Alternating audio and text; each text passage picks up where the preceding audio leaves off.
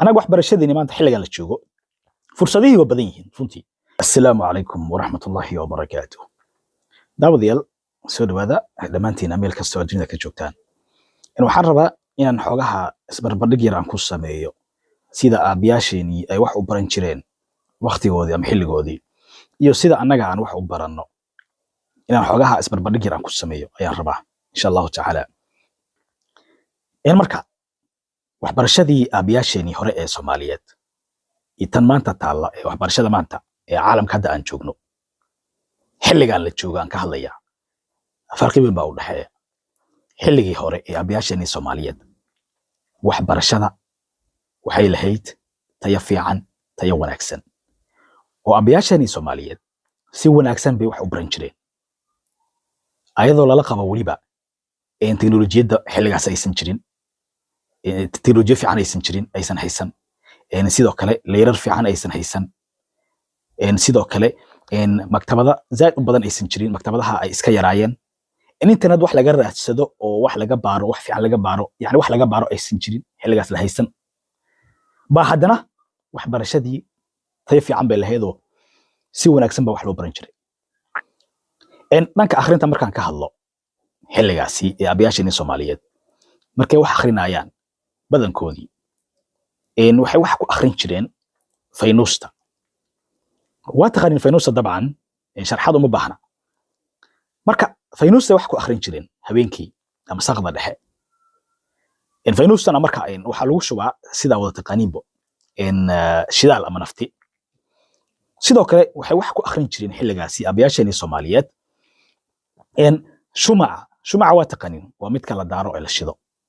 ma ahan kan rooga dhulka la dhiga, ma ahan midka aan ka hadlayo. cafwan, waxaan ka wadaa shumaca kan la daaro, kaasay wax ku akhrin jireen. wayna dadaali jireenoo waxbarashada qiimo weyn bay lahayd oo qofkii wax soo barta markaasi qof wuxuu noqon jiray yani isku filan oo shaqaysan kara oo shaqaysta oo aqoontiisa yani ku filan. okay, sidoo kale haddii xilligaasi markaan ka hadlayno aabayaasheenii Soomaaliyeed marka loo diro oo kale research ama cilmi baaris marka loo diro waxay u aadi jireen cilmi baarista xogta ama cilmi baarista waxay ka raadsan jireen maktabadaha. markay tagaan maktabada marka waxaa yaallo buugaag aad u tiro badan. buugaagtaas bay marka wax ka baari jireen. meeshaasay marka xogtii ka heli jireen, ka urursan jireen, kadibna wixii loo diray marka sidaas ay ku geen jireen. ama haddii maktabad la waayo oo kale, maktabad yani way jirtay laakiin meelaha kale, ilaha kale ama resources kale ay wax ka heli jireen, ay wax ka baari jireen waxay ahayd dadka ka waaweyn inay u tagaan, ay wareystaan. saasay marka xogtii iyo macluumaadkii loo diray ay ku heli jireen. hayatan hadda anaga maanta aan joogno u imaano marka anaga waxbarashadeenii maanta xilligan la joogo fursadihii waa badan yihiin runtii. internetaa jiro, internetkii oo wax walba maanta aad ka raadsan karto. sidoo kale internetkii oo maanta aad ka heli karto buwaagtaa rabtid aad ka heli karto. ma fahamtay? sidoo kale maktabadihii sidoo kale waa badan yihiin oo waa la heli karaa. maktabada markaad tagto dhowr buug badan baa laga heli karaa. sidoo kale maktabado waxaa jira oo online ah oo internetka laga heli karo oo buug walbo aad u baahato mostly aad heli karto asagoo PDF ah, hadhowdii waa soo daawacan kartaa. marka annagoo intaas resource haysano haddana waxaad moodaa in waxbarashadii xogaha tayadeedii inay iska liidato marka loo barbardhigo Soomaalidii hore, aabayaasheenii Soomaaliyeed. macnaha waxaan ka wada waxaan ula jeedaa waxbarashadii way jirtaa, waxbarasho tayo fiican leh way jirtaa, laakiin waxaa la la'yahay dadkii waxbarashadaas yani dadkii baran lahaa ayaa yar. waa jiraan malihi yani ma jiraan, laakiin dadka barto ayaa yar, dadka ka faa'iideysto fursaddan ayaa yar. maanta fiiri, technology waa haysanaa, technolojiyadii maanta waxay maraysaa meel sare, haddana dadka ka faa'iideysta, Soomaalida ka faa'iideysata waa yar tahay. haddii runta laga hadlo technolojiyadda maanta anaga waxaan uga faa'iideysanaa dhanka negative-ka ah. markaad fiiriso internetka hadda caalamka iyo anaga markaa isbarbardhigno, Soomaalida caalamka yani waxaan ka wadaa ummadda caalamka kale iyo Soomaalida internetka si kala duwan baan uga faa'iideysanaa runtii. ummadda caalamka internetka si fiican bay uga faa'iideystaan dhanka wanaagsan ay uga faa'iideystaan oo positive-ka oo maanta marka internetka markaad gasho waxaad arkaysaa kumanaan ajaanib ah oo runtii waxyaabo badan oo faa'iido leh soo dhiga Soomaalida markaad u timaado kanaalada Soomaalida markaad u timaado tusaale markaad soo qaadano ee YouTube-ka waa kuwa aqoonta soo gudbiya marka loo barbar dhigo kuwaas kale ee caalamka aad bay u yar tahay ama u liidataa kama sii daran dhanka ka faa'iideysiga marka laga hadlo dhanka dadka internetka Soomaalida maanta ay ka faa'iideysata oo aqoonta ka raasata internetka waa yar tahay waxa badan marka dhanka negative-ka anaga ka Soomaali ahaan internetka wax nagu faa'iideysanaa dhanka negative-ka macnaha waxyaabo aan loo joogin maala yaani aan ku mashquulna waqtigan ku bixinaa barnaamij sometimes waxaad arkaysaa oo hal saac soconaya inaan waqti aan ku bixino oo maanta oo dhan iska daawano hadana wax faa'iido leh aanan ka helaynin yani wax natiijo leh noo soo noqon maayaan waxa sadaa daawano laakiin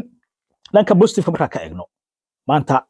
ma sha Allah khayr Allah siiyo Soomaali badan baa jirta kanaala badan oo Soomaaliyeed baa jira maanta oo YouTube-ka ah oo de wax badan oo aqoon leh yani education leh soo dhiga oo laga faa'iideysto waa jiraan marka abayaashayna Soomaaliyeed xilligaas markaan ka hadlayno waa ayadoo yani waxyaabaha resourceska ilaha ayir waxbarashada laga helaa ayar tahay haddana waxa waaye waxbarashadana tayo fiican bay lahayd oo si fiican baan wax loo baran jiray marka waxa noo wanaagsan anaga hadda ka Soomaali ahaan kuwa hadda jooga maxaa tala inoo ah inaan yani dhanka wanaagsan markaan ka eegno anaga waxaan oran lahaa ra'yi ahaan inaan internetka maanta teknolojiyada maanta guud ahaanba in general markaan ka hadlayo in maanta fursad fiican aan haysano dhalinyarta maanta Soomaaliyeed maanta joogta runtii fursad fiican bay haystaan oo kuwii hore ee aabyaashoodii hore fursada aysan helin bay haystaan maxaa kamid ah maanta fiiri maanta teknolojiyad bad haystaa internet bad haystaa wax kasta lagu diro maanta si fiican ama si fudud baad u baari kartaa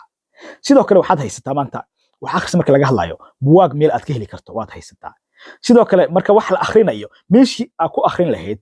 leerkii ama nalalkii aad ku akhrin lahayd waad haysataa marka intii oo dhan marka anagoo haysana ka waran hadda ka faa'iideysan weyno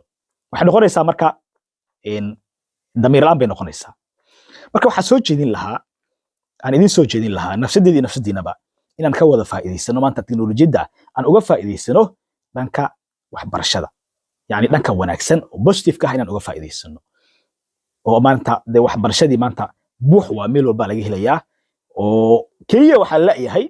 qofkii cuni lahaa cuntadaas yani waa lagu diyaariyay everything wax walba waa la helayaa laakiin yaa la yahay cidii cuni lahayd ameesh laga laaya وبرسنتي ka faa'iideysta ama boqolkiiba dadka ka faa'iideysta maanta teknolojiyada waxaan ka wadaa yani dhanka waxbarashada teknolojiyada dadka uga faa'iideysta waa yar yihiin oo ma badna dad yar baa ka faa'iideysta marka waxaan jeclaystay inaan xogaha aan isdhiirigelino xogaha xusuus yar aan galno odayaashii Soomaaliyeed sidee wax u baran jireen aan wax yar aan ka ogaano sidoo kale in fursadaha aan haysanana aan ogaano aan isku barbar dhigno fursadihii hore ee odayaasha Soomaaliyeed abayaashayna Soomaaliyeed ay haysteen iyo anaga fursada aan haysano aan isku barbar dhigno kadibna ogaano in anaga aan ka fursad badannahay hadana insha Allah taala inaan ka faa'iido badannahay sidoo kale maadaama aan ka fursad badannahay maanta waxaan nagala baahan yahay marka waxaan nagala rabaa in anaga fursadaana aan ka faa'iideysano dhanka wanaagsan aan uga faa'iideysano oo waqtigeena aan ilaalino oo mala yani waqtigeena aanan ku bixinin marka intaasaan jeclaystay inaan idinla wadaago wad mahadsantihiin kanaalkana insha Allah taala subscribe gareeya waxay noqonaysaa dhiirigelin insha Allah taala commentina hadaad yani faalaad haysana ama sidaad aad u aragtaan barnaamijkan yarta hadda aan idinla wadaagay ra'yigiina laftirkiina saad u aragtaan idinkoo isbarbardhigaya bal halka commentiga hoos igu reeba insha Allah taala wad mahadsantihiin insha Allah ballanteena waa waxbarasho wanaagsan inaan wax baranno. Wassalaamu calaykum waraxmatullaahi wabarakaatuh.